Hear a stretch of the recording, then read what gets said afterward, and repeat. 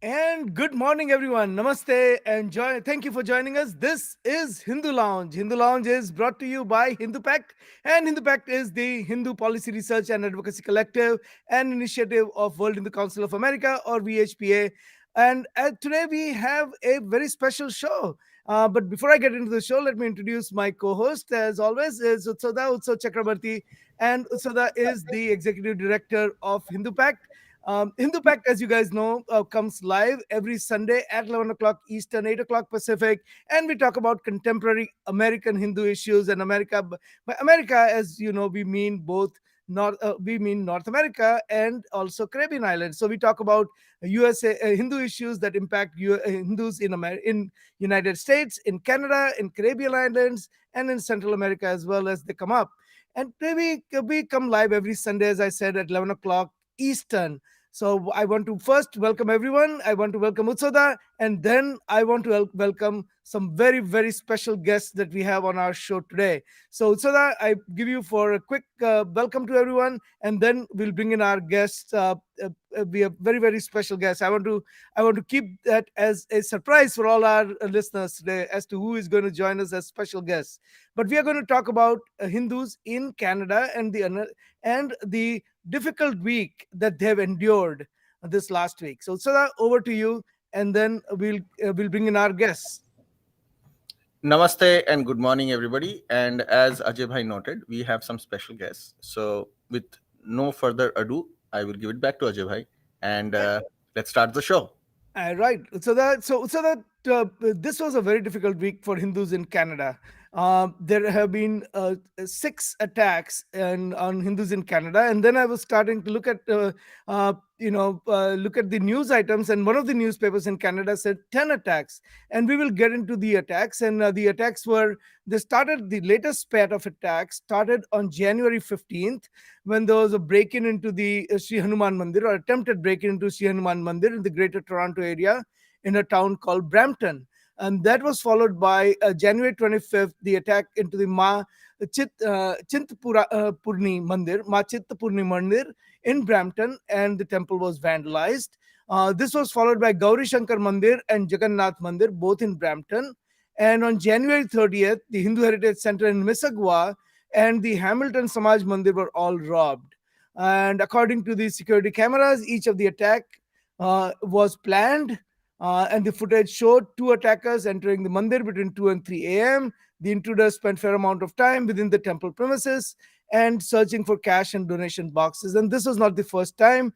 As you can, I will share some of the pictures and other things as our conversation progresses.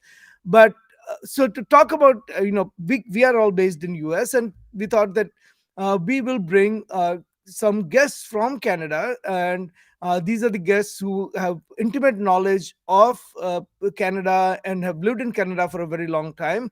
And it is our distinct privilege. We usually don't have guests in the show, as you guys know. It's only Utsada and I talking with the people who are dialing in and calling in and participating in the show. But today we have a distinct privilege, I would say, to get a special guest in the show who can speak for Hindus in Canada as no better than anyone that I know. And that guest is Aditya Jaji. So namaste, Aditya ji, and welcome. Uh, I Namaskar. will I will put you here in focus. So let's see if that works. Oops, sorry, I put myself in focus. I'm going to change that. So let me see if I can. So, and we've not done this, Aditya ji. We have not put people in focus. So, yeah, thank you, Sada. That will work while I figure out some of the technical things here. But Aditya ji, just a brief introduction to Aditya ji. Aditya Jha ji is an Indian Canadian entrepreneur. He's a philanthropist. He's a social activist, and he has entrepreneurial interests in US, in Canada, in India, in Thailand, in Nepal, and a lot of other places. But I know Aditya ji because he was a student leader. Sometime before I was, and I was in ABVP. Aditya ji was a leader in Akhil Bharatiya Vidyarthi Parishad in India. He was, and He was an elected official at JNU, or Jawaharlal Nehru University, where he did his master's in mathematical sciences, postgraduate diploma in computer science. He was a research scholar at the School of Computer Systems and Sciences at Jawaharlal Nehru University. And in this leftist hotbed, Aditya ji was an elected official. Uh, but more importantly, or even I would say equally importantly for all of us who are in Vidyarthi Parishad or who were part of Vidyarthi Parishad at one time or the other, he has really his post student days. He has plunged into with all his heart and mind and soul and his and his monetary contributions, so dived into improving the living conditions, improve of the Aboriginal communities and the individuals in Canada, in the Canadian universities, and that was recognized by the Canadian government. And he was in 2012, Aditya Jhaji was awarded Order of Canada. Now, Order of Canada, for those who don't know, is Canada's highest civilian award. So, Aditya Jhaji, it's a privilege to have you on this show. I don't think we have ever had a person on this show. First of all, we don't have guests, but even when we have had guests, I don't think we have had a guest who has received the highest civilian order of any country. So it is I cannot, and more importantly, we have not had anyone who had such a prized position at elected as elected official at Jawaharlal Nehru University. So somebody just reminded me, not just you are an elected official at JNU, but you are the first elected president of Jawaharlal University from Vidyarthi Parishad. So what a privilege to have you here. I wish it was to talk about some more pleasant things, but I think we are talking about today. We are talking about Canada and the issues that Hindus in Canada are facing. So, Aditya ji, I mentioned one issue, which was the attack on the temple, and the other one is the call for ban on sacred swastika, and the third one is the move to appoint Islamophobia ambassador.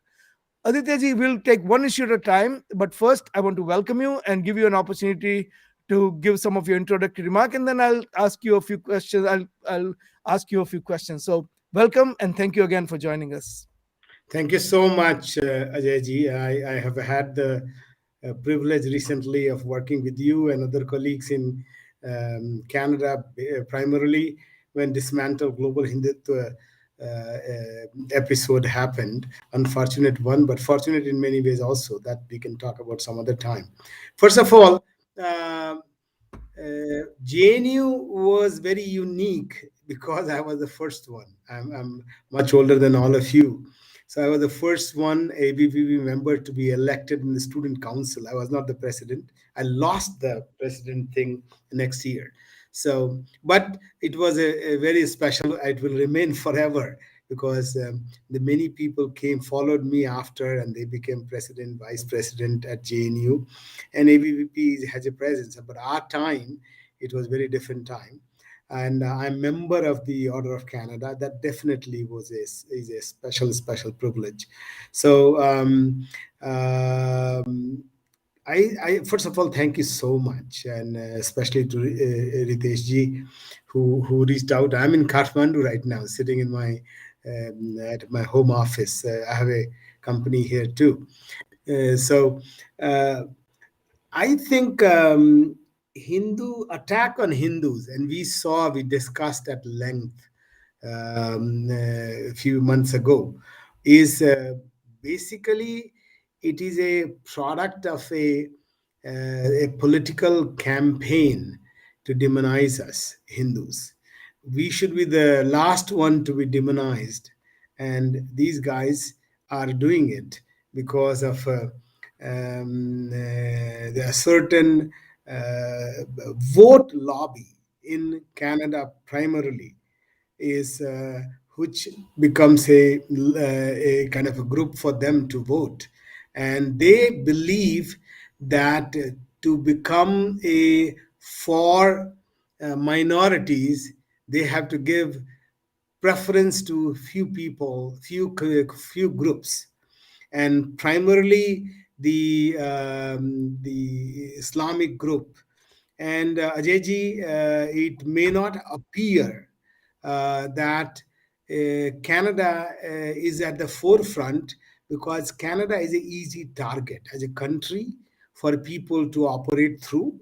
And we have had this serious discussion that ISI, which cannot handle otherwise India, but is using a channel, a fringe group within the Sikh community. Unfortunate, when we know that Sikhs in general are more proud, if not as proud as us, being an India of being of Indian origin, but they use them to malign and our brand, to attack us in different ways. Fake social media and all has become, and even the court system or legal system they try to use. So it is Pakistan and China. It may sound very odd to you that what is the relevance of that on attacks on Hindus or Hindu temples, but there is a orchestrated activity going on, especially in Canada, because Canada, this whole liberal system is against most liberal people, the Hindus we are. So I think this whole episode of the so many temples being vandalized, and this illiterate guy, I think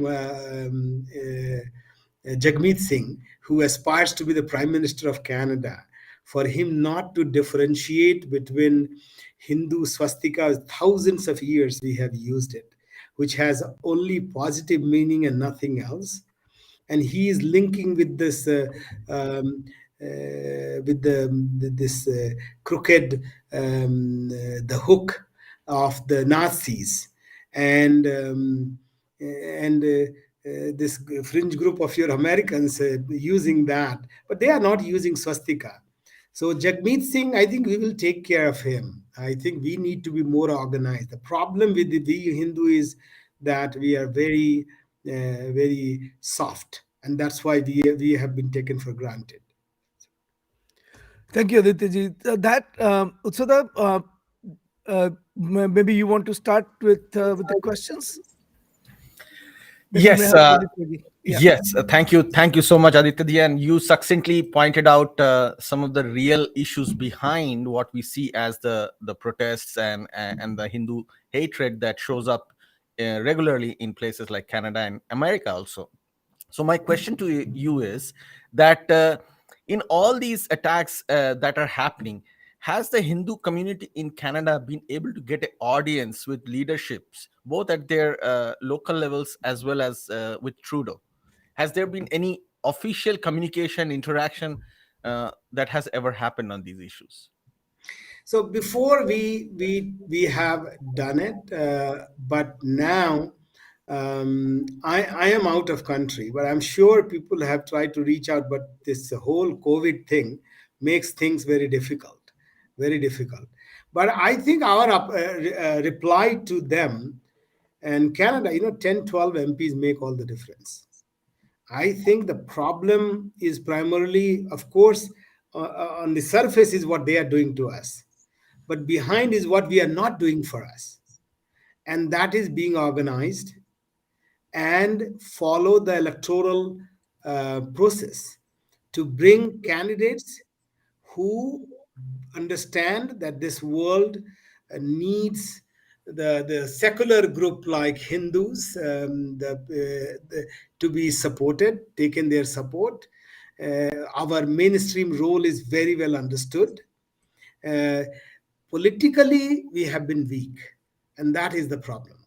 So I have not answered your question directly about what kind of representation has happened, but I'm sure it has, and people have taken note. But the problem in our country is you have the prime minister who was so much in a hurry to comment on the internal matter of India during farmers' protest, and he was so much for protest, and now he can't handle it. Of course, protest, and there's a difference between protest and blockade. Of course, we all recognize that blockade should not be encouraged, and how he should see the first hand, Utsavji, our Prime Minister should see firsthand how the radical elements, the jihadis and these Naxal type, in Canada we don't call them Naxal, but how they infiltrate and they hijack, and he's seeing it for first time. So, So but still, to further add on to the question that we were asking, for example, is it worth the effort for the Hindu community in Canada? Because in Hindu Pact actually officially requested through social media to Prime Minister Trudeau to create a separate czar from the Department of Public Safety, the Ministry of Public Safety, for this particular because of this particular series of attacks. Because it seems like Prime Minister Trudeau doesn't have any hesitation to talk about Islamophobia globally all the time, and then appoint or at least claim to appoint Islamophobia ambassador at the global level. So if Hindus are being attacked within Canada, and Sikhs who are not the minuscule Khalistani type Sikhs are also being attacked in Canada, isn't it worthy of Mr. Trudeau's attention to appoint a czar internally to look at people who are voters and taxpayers of Canada, that they feel protected? So is it worth the effort to start a campaign to request not just Mr. Trudeau but other political leaders as well to have a special appointee to look into these kinds of attacks within the Ministry of Public Safety? you know what, I may sound a little bit very cynical. I think our Prime Minister doesn't have the ability to take up such serious issues. He, if I will again highlight, he had no business to comment. The prime ministers of a country don't comment on a protest on the street in other country. And on this protest on his own streets in Canada, the way he reacted in a irritated way, not in a very diplomatic way, it has created much more problem. So I'm sorry to say that I don't have much hope from him. I think we should become more organized. We should become visible. And we had seen about 10 years ago, we had done something where they came to us. Our problem is us, Utsavji and Ajayji, is that I'm so glad that you guys are organized, getting organized, and you are organized in US. In Canada, we will have to take it up in a much more organized way, and they will listen to us. They like us. By the way, the funny thing is, the Hindu community in North America is very well individually liked because of our success, because of our approach, because of our positions. Individually, we are very well connected. Collectively, we lag. Absolutely true. And I also want to go back to one point you had made during your conversation. You said we are going to take care of Jagmeet Singh. So when you say we are going to take care of Jagmeet Singh has been off the racks for a while now. He's openly supportive of Khalistanis. He seems like he's a politician who wants to be in India, but somehow is ended up in Canada because all he does is talk about India. And then he also has this allegiance and this alliance that he keeps building with radical Islamists. He feels like somehow joining hands with them will make him stronger. He also seems to act and behave as if he doesn't know much about Sikh Panth either, because if he had ever looked at some of the older versions of the Guru Granth Sahib, the actual swastika is often drawn on it. And so Jagmeet Singh, obviously, he has very little knowledge, a lot of energy, and a lot of misguided interpretations of global geopolitical approaches. How do you say, when you say you want to take care of him, how will you take care of him? Politically, we will because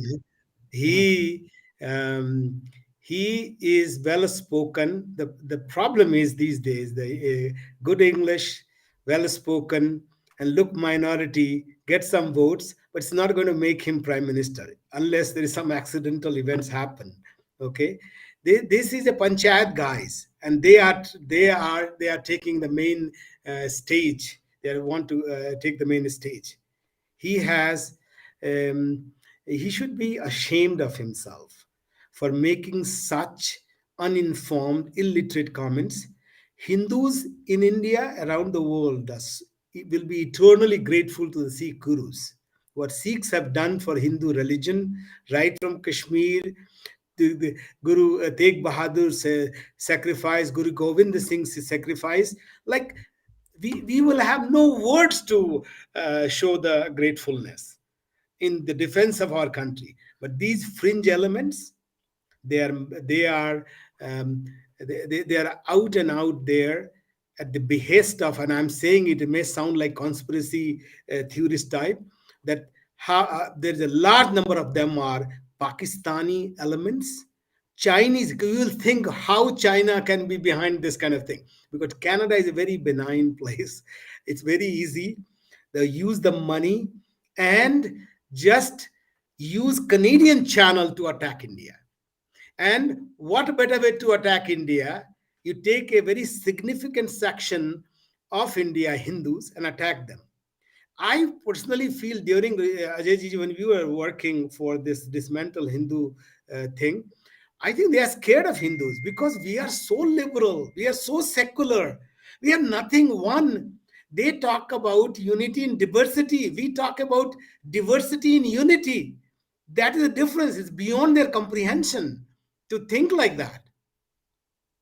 Yep. Absolutely. So Absolutely. we are a Absolutely. threat.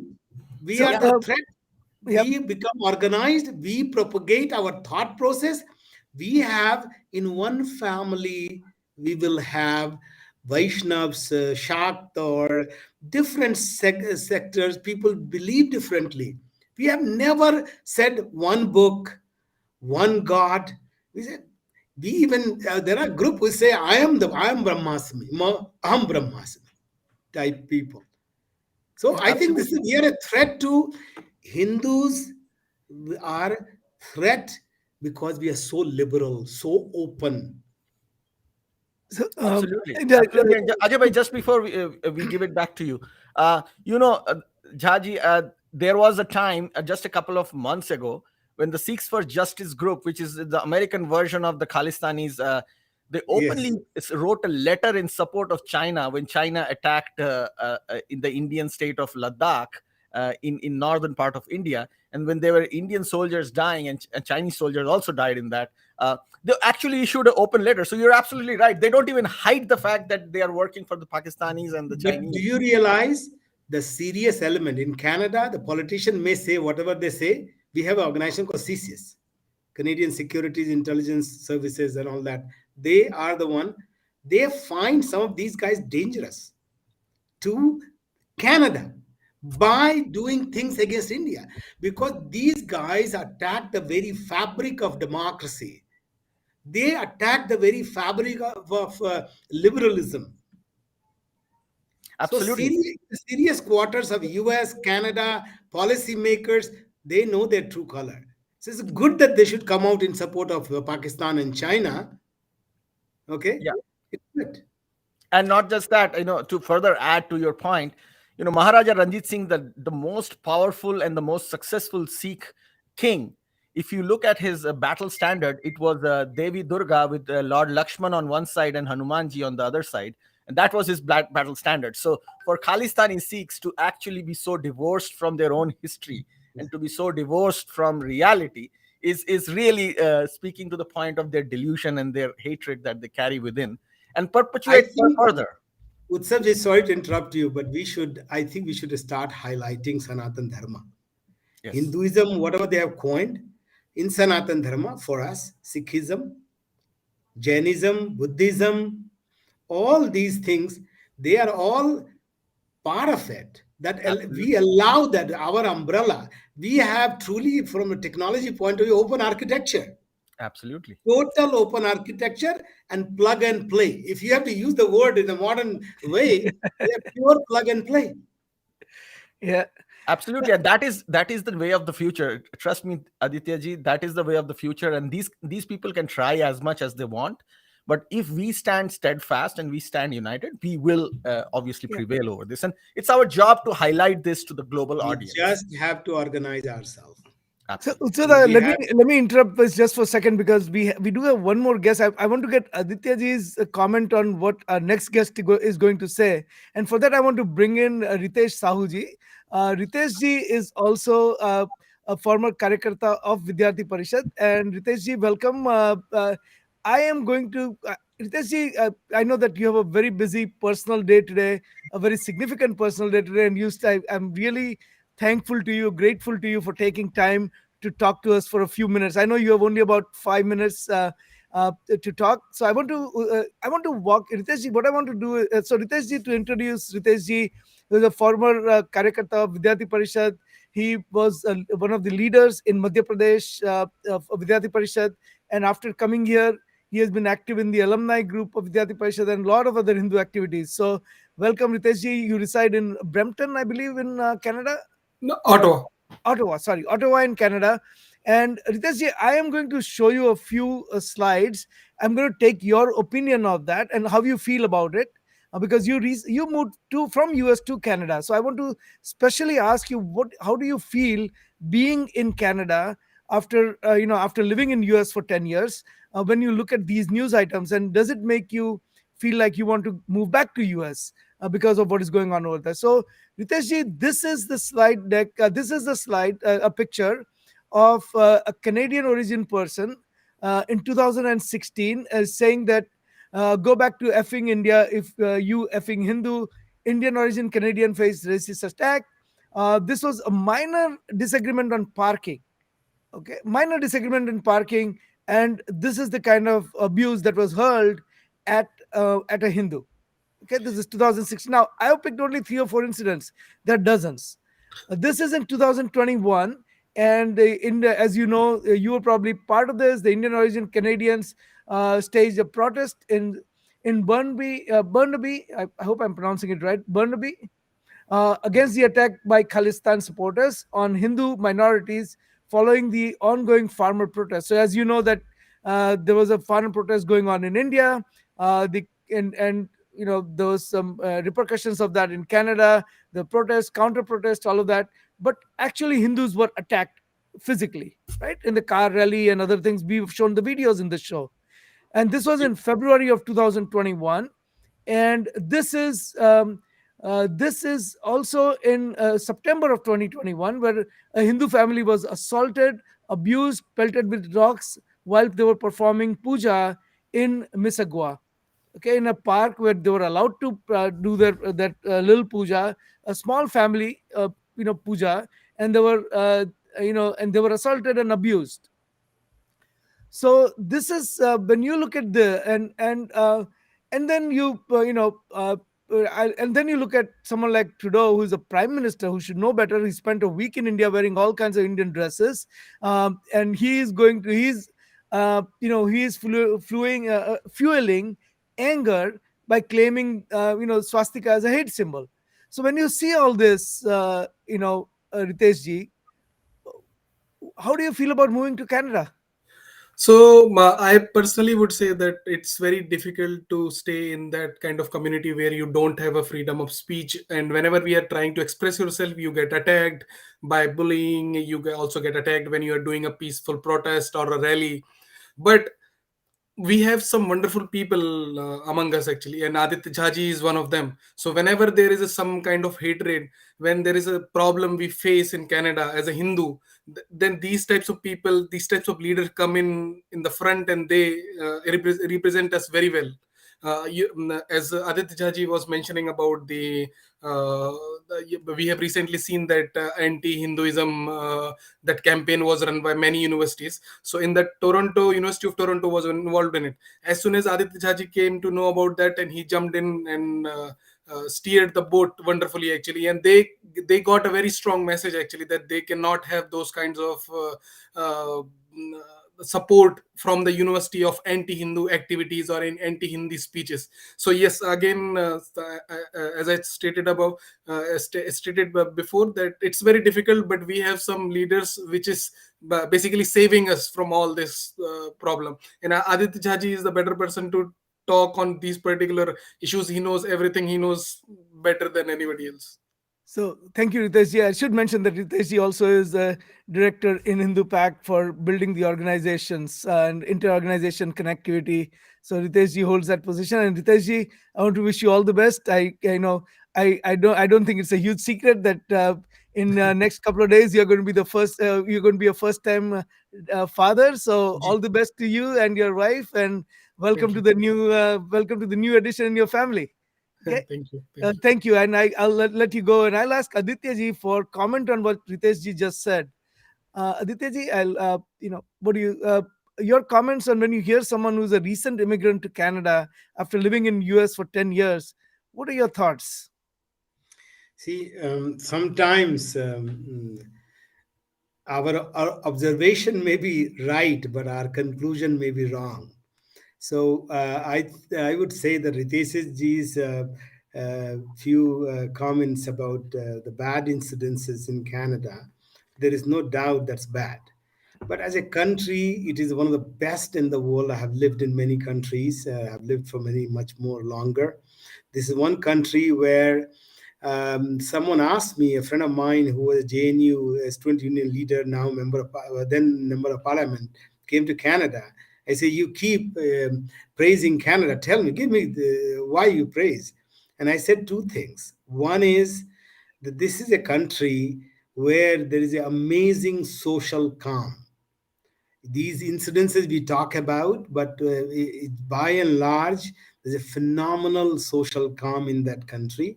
A second, you don't see that visible presence of a state here, like you see when the US president walks and with all these dark glasses and macho guys, and you won't see in Canada these kind of things, or too many police here and there, the tough guys. Here it's very, very different kind of things. It's a great country. I have always believed that it's like when we fall sick because our immune system goes down. As a Hindu, I think it is the right time that we have to be organized, visible, and decent, not visible in an ugly way. We should protest. We are not going to do our blockade. We will protest. We will highlight. And we have individual very good connection, Ajayji, in Canada, and I also know in the United States. Okay. Utsada, let me bring you back in. Aditya ji, we talked a little bit about Gurmeet Singh and about the swastika and all that, right? So yeah, I want to show you this and get your, and maybe Utsoda can ask you some questions, or I can ask a couple of questions. This is the post that he made on. I said Jagmeet Singh made on Twitter. Swastikas and Confederate flags have no place in Canada, and we have responsibility to make our communities safe for everyone. Together, we make sure that hate has no place to hold and no air to breathe. Now, Aditya ji, this is I got this online from, and you can probably see the whole thing now. But this is a picture from cerebral Granth. This is these are the marks found at the end of the scripture. Many old handwriting in many old handwritten Granths, Sikh Granths, sacred or scriptures, right? And you can see that it is in the form of onkar, but there are swastikas at the end of each of the chapters in the book. So this is so I think to me it shows that Jagmeet Singh does not know his own Sikh history, because in older Sikh scriptures, even today, they use the word sahi or ink, and they write after each of the chapters, they put in the ink, they put the swastika. So what is driving that kind of hatred, so that you forget your own heritage in trying to bring down someone else? And here is So the other one for your reference. This is swastika. It's rare, but it's not uncommon. As you can see, at the end of Guru Granth Sahib itself, there is a hand-drawn swastika. After the first Akhanda part, you do it with the Sahiki Bidi. So in ink, you write. So it may be somewhat of an older tradition, but it's still prevalent. Your So thoughts? yeah, first of all, I don't know. I haven't seen any relevance of Confederate flag in Canada. We didn't have that. That is the issue you had in the United States, which recently you saw that. Maybe there is something in the historically, and I'm unaware of. Jagmeet Singh types are the ones who want to, for the vote's sake, they will do anything. And sometimes they do this illiterate thing. He has, as you have highlighted very well, that even the Sikh tradition, Sikh practices, rituals, the Hindu things, even Guru Nanak Ji's, if you see right from the talking about Ram and Bhagwan Ram and other things, that shows that this guy has no knowledge. And what we can say, we should tell him to take classes or just condemn him. Um, uh, but this is the shallowness of the political liberal elites, and Canada is suffering from that right from our top. That's the problem. I always, and I'm saying it third time, he had no business to comment on the farmer protest in New Delhi. He's the prime minister of a country, a friendly country. And look at the gravitas of Indian politicians and the prime minister. Have they commented anything on this massive protest? Because the protest, or I should say blockade, also in Canada, because they realize there are certain limits to diplomatic thinking. But this reminds me, their behavior reminds me like the way my communist friends in JN used to behave, because more say things which is fashionable, and that sounds very liberal, that sounds very progressive, and you don't have to back it up. You can just say things. Yeah, it's the tail wagging the dog, Aditya ji. They want to have a certain response from a certain group of audiences, so they make up the narrative that works with that response. So that has been the challenge, and I think all these leaders globally, especially those who are from the left liberal persuasion, they fall for that because they feel pressured through social media, despite their full and complete ignorance, to do and say something about it. So they fall for the trap without realizing that someday, it's going to come and bite them. And in case of Prime Minister Trudeau, it has actually been very fast and quick that it came back to him.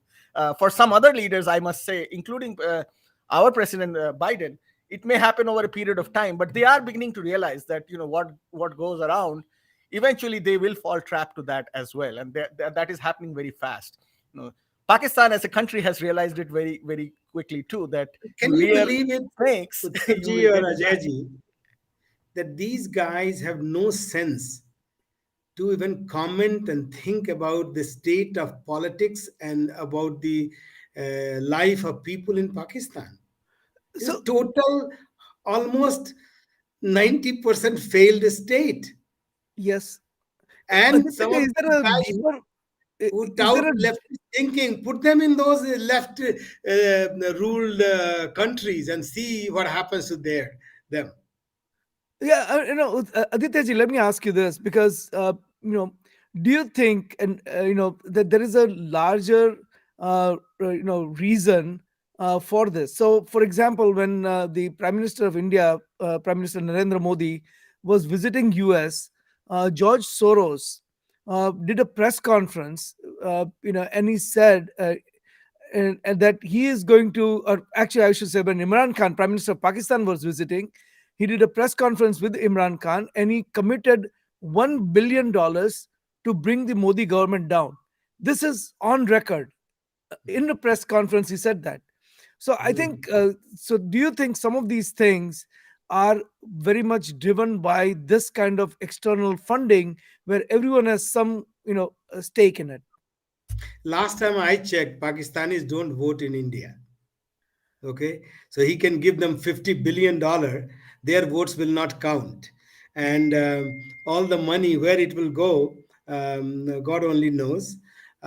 George Soros has also indirectly done a lot of problem in India.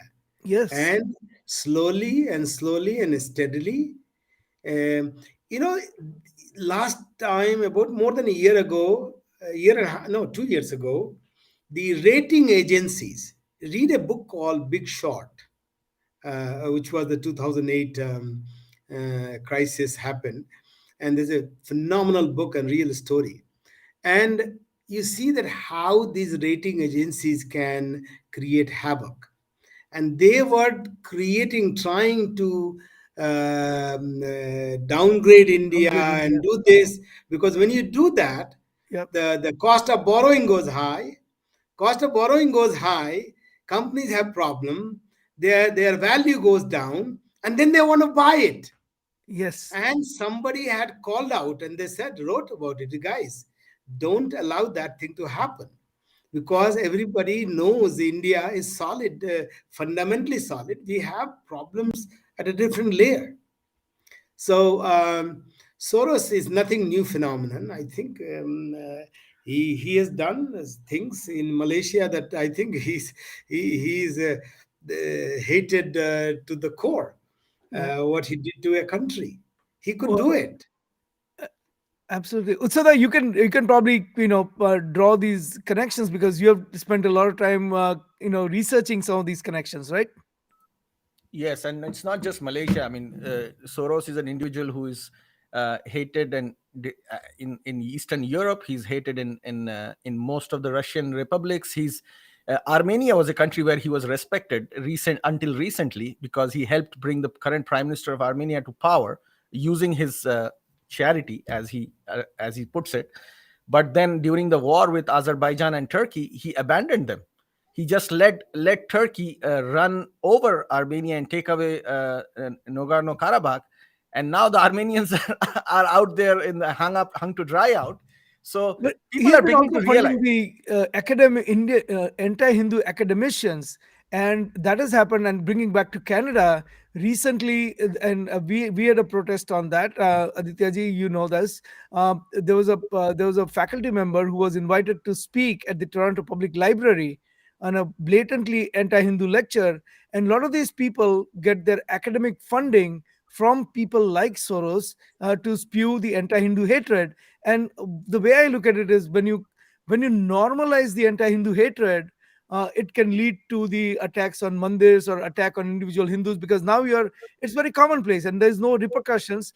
But it all starts, it is all part of the same Hindu hate ecosystem, where somebody organizes a conference called Dismantle Global Hindutva, and several of the universities in Canada supported. Then there is a Toronto Public Library that organizes this an event and invites a professor to talk about Hindus from a very anti-Hindu perspective. And then you see this on the street vandalism. So uh, I mean, So how do you put all these together? Do you think that Ajay, this yeah. academic thing has impact on the ground? So Ajay, first of all, there is a challenge that this leftist group, they try to equate Hindus and Hinduism with BJP and RSS. Of course, the cause of Hindus Yeah. is a very organized way, in a very positive way, um, uh, uh, advanced by RSS in a very different way. And BJP has that block. But all Hindus are not BJP or even RSS members. So, in order to politically attack BJP, they attack Hindus. Yeah. So that is one. Second is that we talked about that last time, the gaslighting approach, where Yes. you start highlighting little problems and let the victim feel that no, he is the one, he's victimizing everybody. So demonize, first you demonize it, delegitimize it, and then work towards their destruction. And this has been happening with the Hindus for thousands of years. And that's why, and we have never handled it properly. That's why we have been the biggest victim, Hindus as a community, in the last history. You see, there are three waves of colonization if you broadly look at it. There were the Muslim colonizers, then there were the Christian colonizers, and now this liberal leftist, this Nehruvian kind of people, they are trying to create a narrative, and they are trying to colonize the Hindu community with their narrative. Yep. So we should look at it that this is not a incident of robbing a temple. These are incidences, but there is a pattern, and that pattern we have to find, that Yes. why that is happening. Hindus, because our number is so big, it sounds very funny to say we are the victims. Because if we were not the victims, why we were subjugated for thousands of years? Right. Yeah. And in the global scheme of things, though, we are actually a minority. We have been the world's oldest belief system, oldest religion, and for more than 7,000 years. And despite that, and despite this, we have been the third largest religious community numerically globally.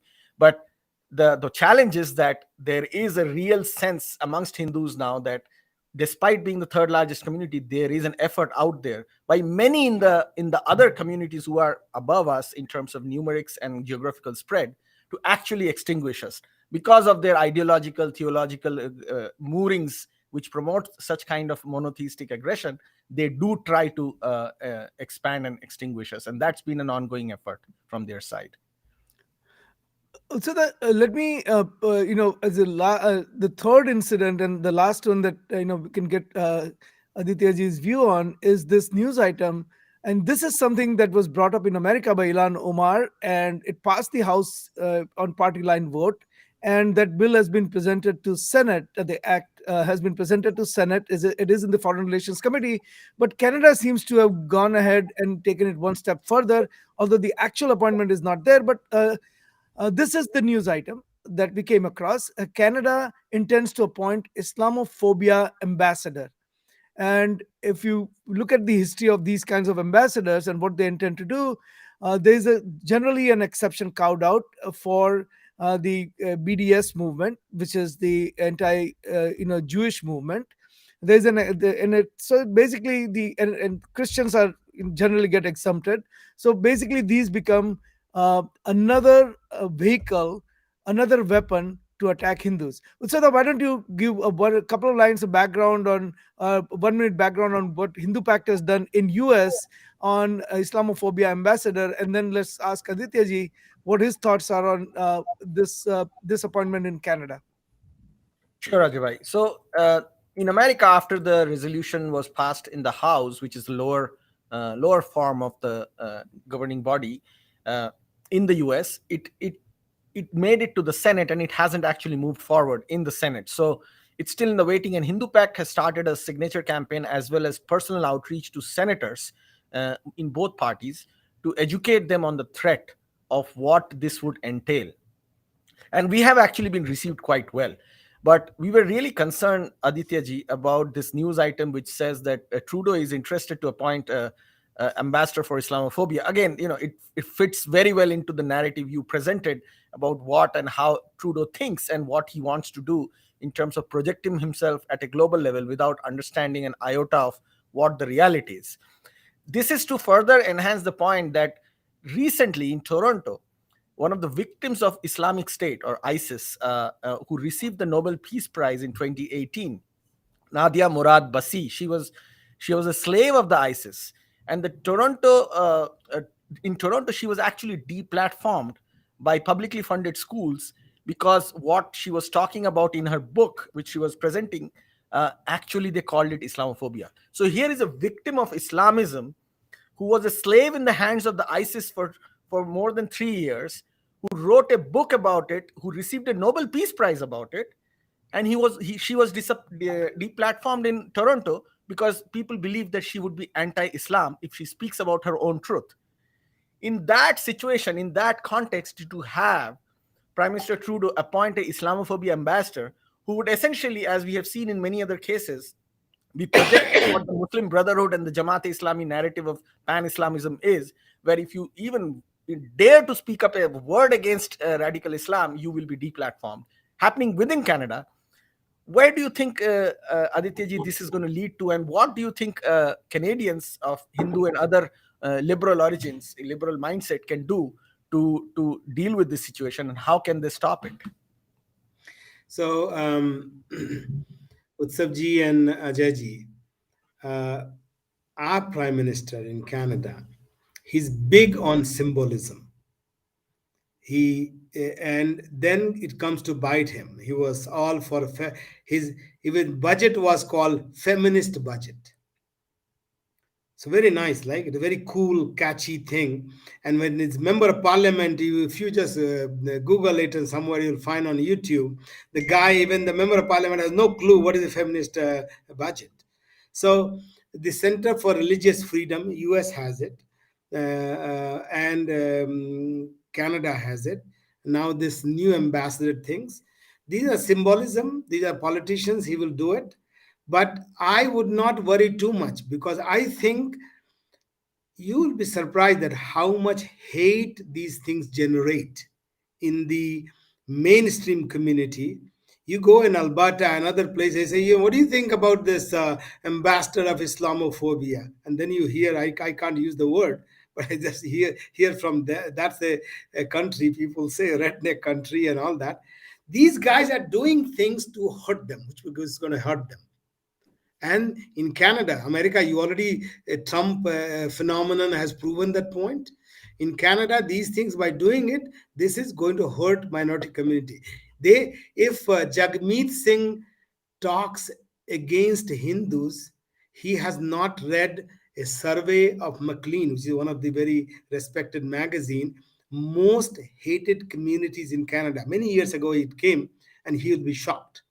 Which are the top two hated communities? So he can score few brownie points in the print media, but I'm telling you, the problem is going to be a much bigger problem for him also if we are targeted. Eventually, he looks more visible. And the people, there's a broader spectrum of people, they don't understand. They start attacking Sikhs more than the other people. Yeah. Adityaji, I think one of the things that, in last, I would say 3 years or 4 years, the Hindu advocacy movement in America has really taken off. We used to have one organization, with a really good job, called Hindu American Foundation, and then a couple of years ago, Hindu Pact, which is as part of the BHPA, started the advocacy. We were engaged in advocacy as American Hindus against defamation. We were the pioneers in that even before HAF started, and then, but it was only limited to commercial depiction of Hindu symbols and denigration of Hindu symbols and culture and Hindu deities and things like that. We About 2 years ago, we saw a lot of these Hindu phobic activities taking place across the board, and so we have started. We continue to do AHAD. We started a project called Hindu Phobia, which is a very, in partnership with Dharma Civilization Foundation, which is a very academic oriented study and response to Hindu phobia. And we started Hindu Pact, which is obviously the face of our broader advocacy. So we are transformed from awareness and commercial misuse of Hindu symbols to real advocacy, and advocacy on Capitol Hill, and advocacy on the state capitals and local level. So my last question for you is that, what do you see the future in Canada? You think that we need to have this kind of an advocacy movement in Canada, and should we be thinking about maybe doing a larger Hindu gathering of some kind in Canada, so that the Hindu community in Canada can come together and has the opportunity to listen to some of the thoughts from leaders like you, to say, this is, because a lot of people go about living their daily lives. They're not aware of what is happening. So you see that as one of the future steps for Hindus in Canada. I think that's a very good idea. We should do it, and we should highlight our the best and show that how universal, liberal, open-minded, secular we are, and how the secularism of the other side is giving preferential treatment to a very extreme group of people. They are trying to do. We should do that. We should definitely do that. And Ajayji, I would say when maybe you are, when I was the national convener for Canada India Foundation, we did partner with the CJPAC, Canadian Jewish Political Action Committee, because they understand attack on one like this by these jihadis, the leftist, is going to be attack on the other. It is just the beginning. It's not about Hindu. It's not about Jewish people or other groups, which they, or even for the women or some other special groups. We all need to on issue by issue. We cannot have a generic kind of a coming together, but we should find these kind of groups.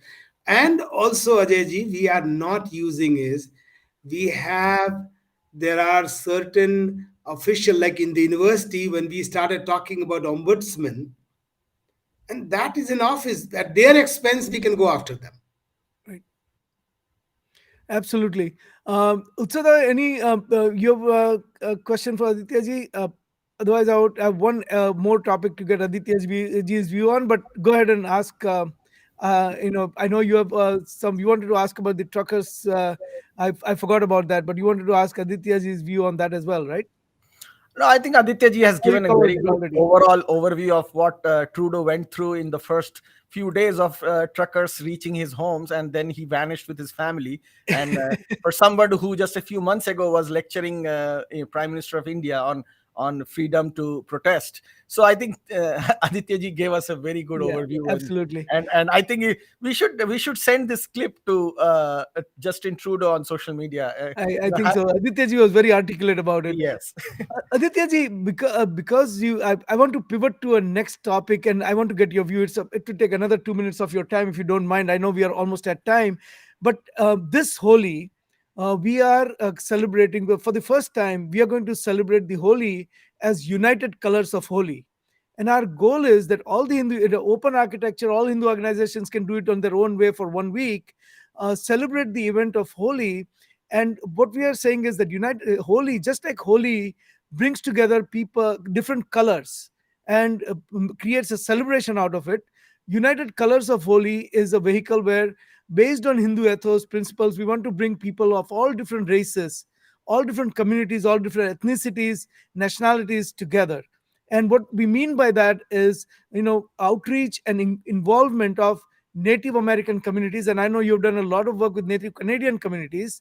And this is going to not just limited to US. We want to do it as a much broader, to the African American community, the Hispanic community, the Asian American community, and to the white community. But really broaden this. I have a 1 minute video on that. I'll show you that, and I want to get your view on how this would work in Canada, and whether it is worth doing it in Canada or not. So here is the video. Holi is celebration of victory of good over evil, a celebration of the victory of Bhagwan Vishnu's Narsimha avatar over all-powerful Hiranyakashipu, rescuing his devotee Prahlad, a seemingly powerless child. Holi is the test by fire and survival of Prahlad against supposedly immortal Holika based on Shraddha or faith. Holi is a victory of powerless against those who have power. Holi is empowerment by faith. Holi celebrates the advent of spring. Holi is sheer joy and exuberance to celebrate the eternal and divine love like that of Radha and Krishna. It is coming together as a community. The community becomes one. Rich and poor, old and young, throwing powder of vibrant colors at each other, painting each other's faces. All our skin colors become one. Okay, let me I think we had some audio issues, so I'm going to shut this. But basically, Aditya ji, you got the idea. It is a way to bring all different communities together. how would this how would this be received in Canada? I think this whole idea is Holi is colors. And if we can show that it's a Hindu festival and the colors of humanity, culture, and people, if somehow we can bring not about color in its real color, but that we can um, link it with the different communities, different colors, different cultures, and somehow we can weave it together. That will be great. That we celebrate that. We celebrate the colors of life. This is the colors of a festival of colors, humanity. Something like that, a theme like that, and uh, and that's what we believe. We believe in, and that's what Hinduism is all about. Yes. Colors of ideas, ideas, people, cultures. That is so well put. Thank you, Aditya ji. I'm so grateful to you for joining us today. We learned a lot from you, and I always I have said this to you many times, but every time I hear you speak, I still see the spark that, and that you have as a student leader. I wish I had seen you when you were the president of student union at JNU. I can only imagine how powerful a leader you were, a student leader you were at the time. But I'm so thankful to you for taking time out. I know you're traveling; it's probably late at night over in Nepal. So thank you for joining. Yeah.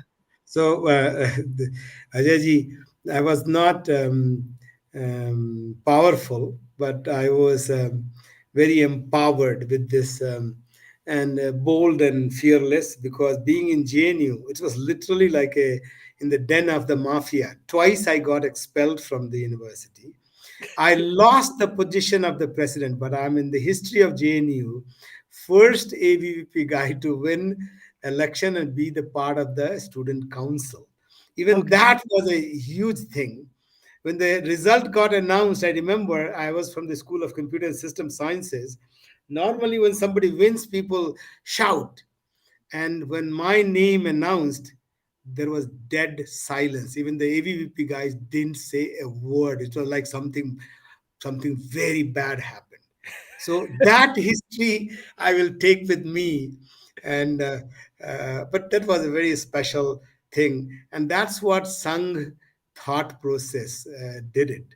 That that inner strength, and I think we should collectively bring that inner strength and send a positive message to this wider world. Especially Canada and US can become a great canvas for the world, that these are the Hindus, and the faces are so beautiful, so powerful of the Hindu professionals, academicians, entrepreneurs, professionals. I think somehow we need to do that, highlight that maybe we should have for a holy, like the way Jatem so and so to I love Hindu. So, and all kinds of people and different kind of musical instrument there. I'm a proud Hindu, and uh, and we should say we love everyone in the world. That kind of thing. Maybe somebody should produce something like that. We have so much talent in India that uh, We will we connect. will We'll connect with you offline to get some advice from you on how to do this. we survived the last almost more than 11-1200 years. Now is the time for Hindus to thrive. So surviving is not the issue. They are scared of us. We just need to get organized and united. Thank you, Aditya ji. Thank you so Thank much for joining us. Namaste. you. Yes. Namaste.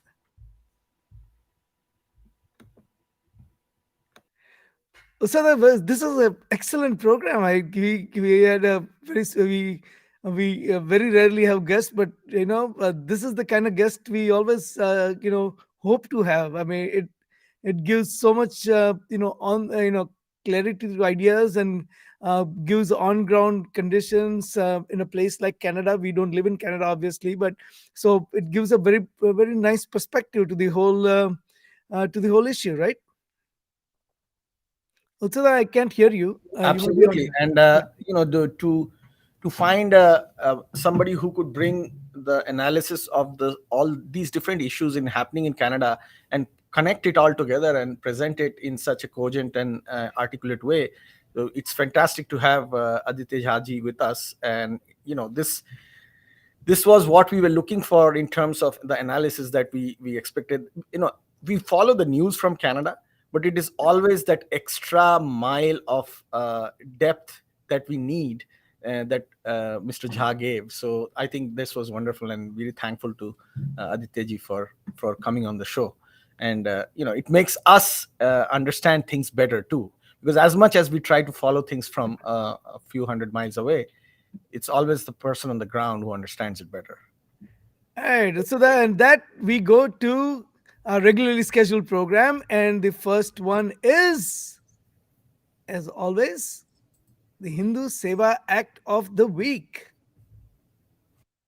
मनसा सततं स्मरणीयं मनसा सततं स्मरणीयं वचसा सततं वदनीयं मनसा सततं स्मरणीयं वचसा सततं वदनीयं लोकहितं. And Utsada, once again, this time again, we nominate Hindu Pack because, as you know, we didn't do the fundraising last year. We just did the fundraising. We are doing it all, all through the first months of the year because we did not have a gala. As you can see, Hindu Pact is doing a lot of activities, from Hindu Lounge to all the legislative activities to all the other activities that we normally do, in terms of awareness, in terms of advocacy, in terms of legislative outreach, in terms of protection of human rights. And who better to ask for Hindu Pact funds than Maya Durga? Maya Durga Chakravarti is making a special appeal for funds for Hindu Pact today. So, She Maya ran away. Durga doesn't want to do fundraising. She's too young for fundraising. She said, No, I'm running she's away." our poster child for fundraising.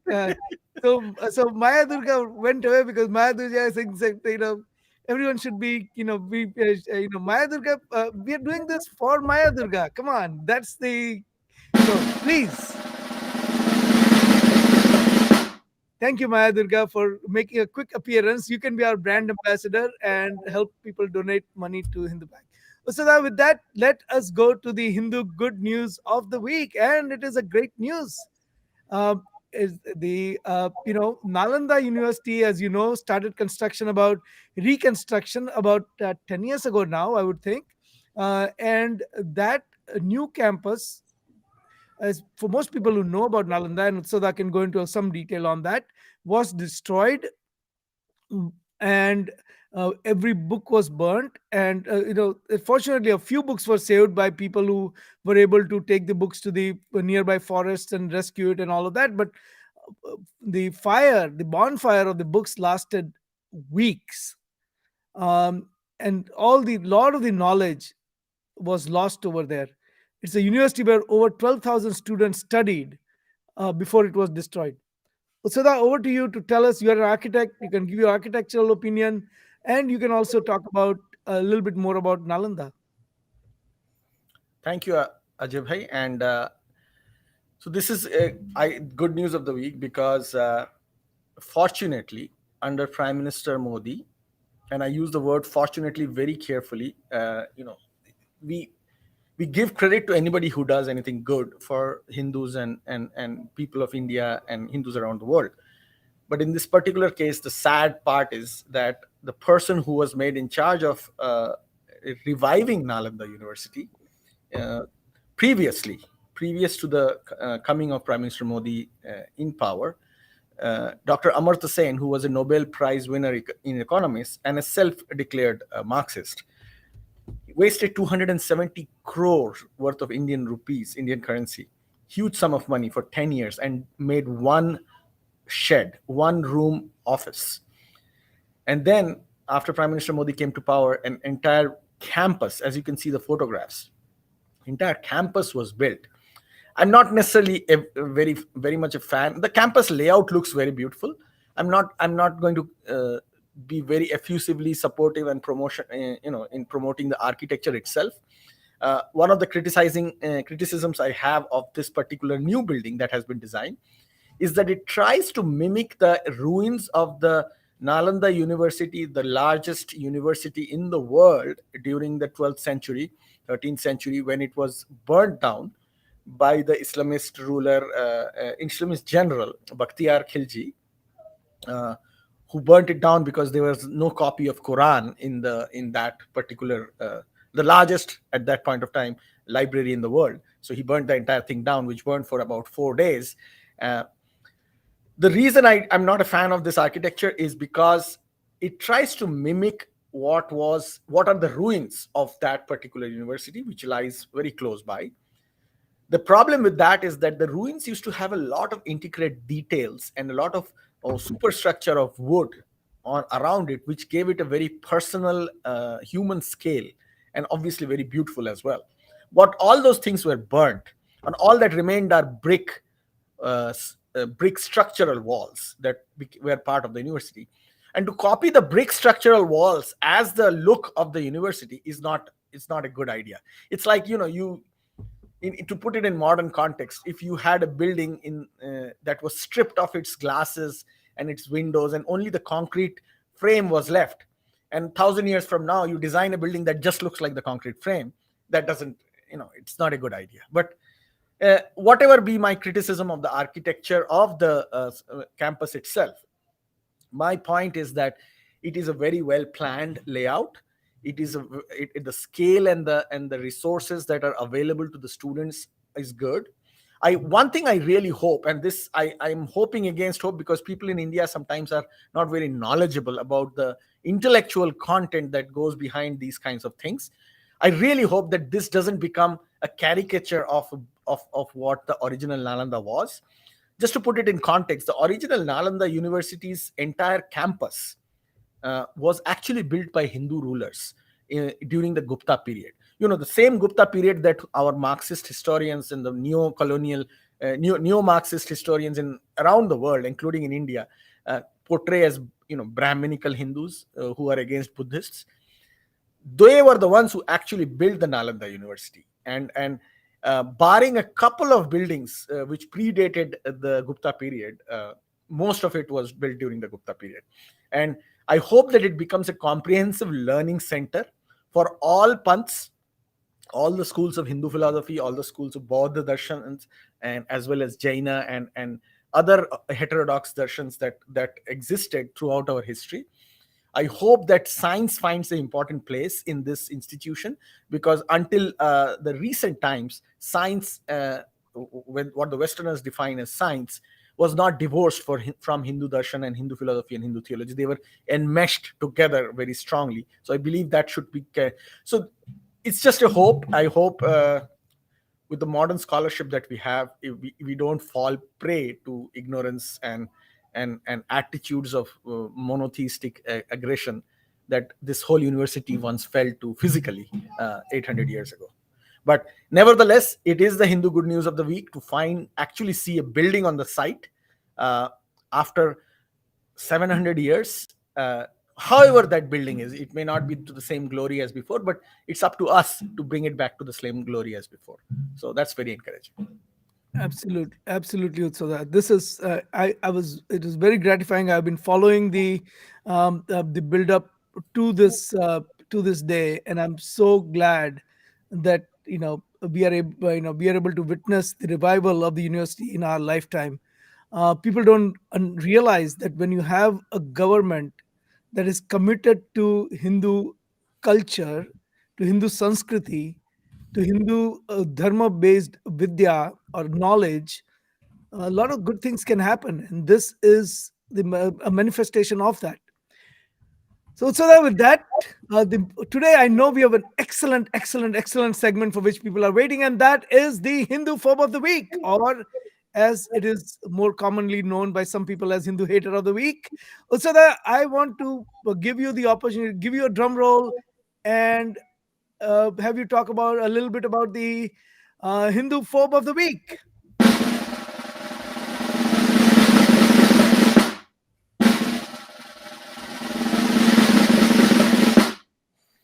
Utsala, who So is who is the Hindu phobe of the week? Enlighten us. the Hindu phobe of the week is Rashad Hussain. And the reason we chose Rashad Hussain is the ambassador at large for international religious freedom, a position that was created to address quote unquote religious freedom around the world. And until recently, that position uh, was something that was a very prestigious position because people made their comments very carefully. People were very thoughtful and addressed facts before they made comments.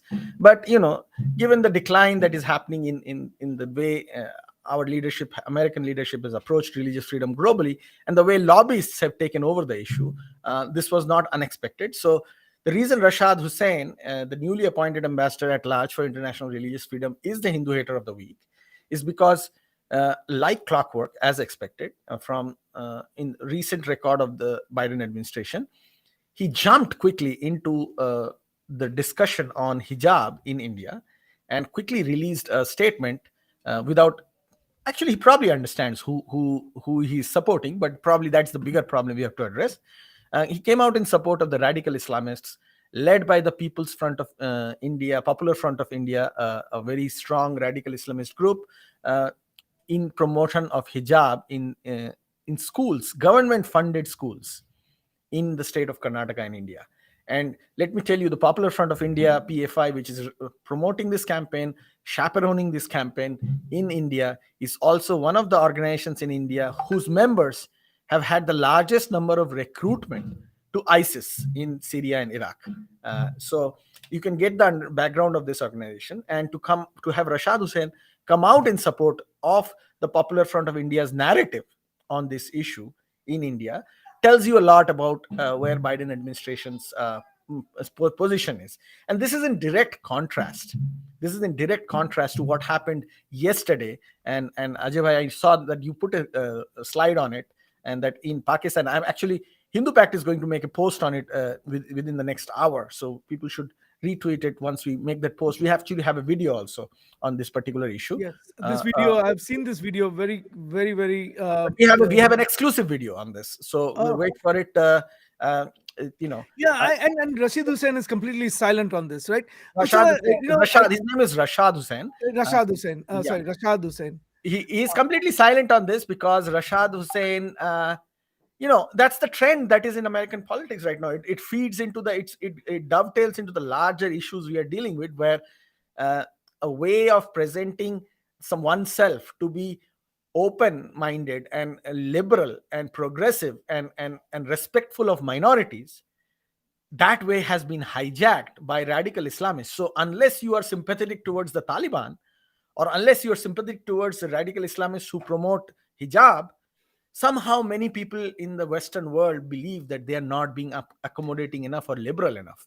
They don't realize that by supporting these radical elements, they are essentially silencing the voices of thousands and thousands of other minorities who are dealing with these radicals globally. But that is a problem. That is a fight. So that let me make offer one comment here, and that is, look, I mean, whether you believe in whether someone believes in wearing hijab, not wearing hijab, matter of personal choice. We don't really care, right? And we should note that there are a lot of European countries and a lot of Asian countries, some of the Islamic countries have banned the use of hijab, France being one example. Let's leave all that aside. India is a secular country. India has a lot of religious diversity, and India is also one of the countries where which sits on in some ways on a power keg, where religious differences have spilled over into on-street riots and all other things like that. In that environment, to keep in that kind of environment, you want to keep schools devoid of outward religious expression as much as possible, especially if it is not fundamental part of your religious belief. So I think having people come together uh, in a school to learn without external external outward overt rather expression of religion is a environment that is conducive for education. All of a sudden, you bring that, you get, people get brainwashed by the Progressive Front of India to do that in a Popular, government pop- school. Popular Front of India. Popular Front of India, I'm sorry, Popular Front of India in a government school, but to not do it 6 miles away in a Catholic school where equal number of Muslim students are going, shows you that there is a political divisive motive behind it. That radicalization cannot be good for a country like India, because that But will they, bring about. I don't think Rashad Hussain really cares about No, India. I'm talking about the overall background to this issue, and now someone like Rasad Hussain wades into this kind of environment, and then he gives he gives a backing, a moral backing or immoral backing, whichever way you look at it, to a movement of radicalization. Does he understand that this can cause much more radicalization, much more on the street violence, much more suffering on all sides? No, he does understand, and that is probably not the quite desirable to some people who lobby for these kinds of So is statements. he trying to make India a country where just an just an accusation that somebody burnt pages of Quran or some book can now lead to mob violence and now lead to lynching? That's quite predictable on the face of it. The fact that Rashad Hussain remains silent on not just use of blasphemy law against Hindus and Christians in Yeah, Pakistan. did Rashad Hussain say anything about the Notam Kumar's Notam Singh, right? Notam No, his Singh, name is Notan Lal. Notan Lal, sorry, Notan Lal. Did Rashad Hussain say anything about Notan Ram's blasphemy? Notan Lal, Ajay bhai. Yeah, Notan Lal. Did he say anything? Did he say anything about him? No, he didn't. And see, this is the problem that what I am pointing out. In many Western countries, as we were discussing today, it fits into our larger conversation. What liberals think is that the only way they can show that they are open-minded and they are liberal, quote unquote liberal, whatever that means to them, is by accommodating the most aggressive radical Islamist voices globally. So in doing so, they don't realize that they are essentially extinguishing the voice of millions and millions of other minorities globally. So many times liberals in America and Canada and many Western European countries are doing this unknowingly. And there are lobbying groups that are taking advantage of that. And Rashad Hussain is a very good poster child of that kind of narrative.